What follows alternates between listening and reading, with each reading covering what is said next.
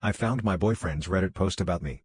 So, as the title says, I found my boyfriend's Reddit post about me. Everything matches up, including the conversation we had.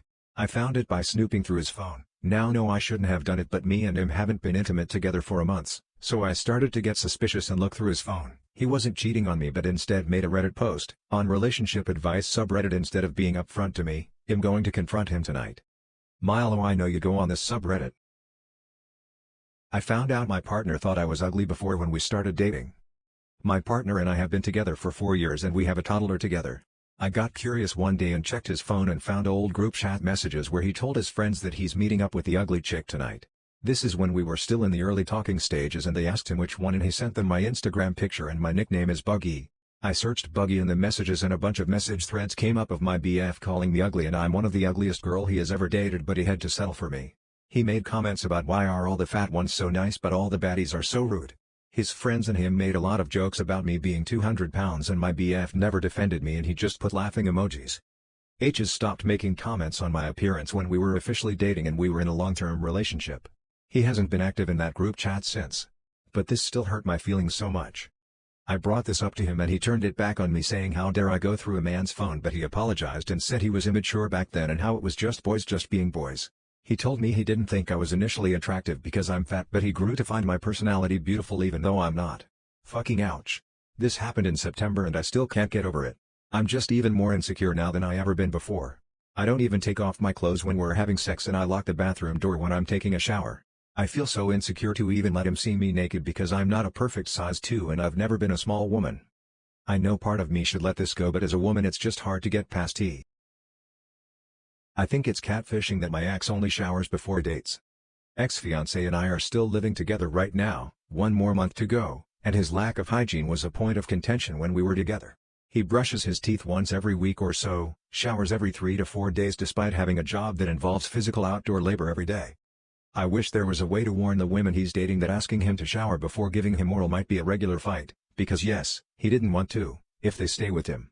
I feel like he's catfishing them by only showering before dates. If you set the bar there, you don't get to be mad when they're surprised the bar is much, much lower. Makes me sad he's leading them on like he led me on. Oh, and P.S. I'm now insanely in love with a man who showers regularly without me asking. Lol. And I don't spend days thinking about it, is an errant thought I wanted to get, well, off my chest. The fact that being 5 feet 8 inches is too short for a 5 feet 1 inch girl is soul-crushing. Today I decided to ask a girl out who I have known for quite some time. We usually got together pretty well and it seemed to me and most of our friends that there might be some chemistry between us. I went to a coffee shop with her, nothing too fancy. We usually go to get coffee and talk walks around the city once in a couple of weeks for the last couple of months. As usual, the conversation and the atmosphere was great, but then I asked her if she might be interested into transitioning the relationship from a platonic to a romantic one. She replied with that even though she finds me funny and comfortable to spend time with, she simply finds me unattractive because of my height. She told me exactly that. It was explicit. I mean, fair enough, it is okay to have your preferences and all, but the fact that a 5 feet 8 inches guy like me is too short to date someone who is 7 inches shorter than me is frankly demoralizing to core and quite painful to bear. Dog. I am dog sitting for passed away this morning. I've been dog sitting for the past week and a half. The family is supposed to be back on Tuesday. One of the dogs is 15 years old, blind and deaf, and was seriously on the end of his life to the point he was just pooping and peeing everywhere and he was just constantly whining in pain. I've been taking as good of care of him as I can, and giving him pets when he has the energy to handle it and he's up and about. Last night he went and hid in a corner behind a couch, which I haven't seen him do before, and I had a feeling he would be gone when I woke up. I let him sniff me a bit so he wasn't scared, gave him some pets, and then went to bed. This morning I woke up, I was almost certain of what I was about to find, and I went and looked behind the couch. He hadn't moved a muscle since I last saw him. I went to touch him and he was cold. I had to break the news to the family, and fortunately they had a neighbor come over and he dealt with the body so I wouldn't have to. But it was really upsetting. I had a feeling the whole time I've been dog sitting that he wasn't going to make it until the family got back, but I was really holding out hope he would. Last night I just knew he was going to be gone by morning. I mostly just feel awful for the family. They didn't get to be here with him in his last moments and he was alone while I was sleeping.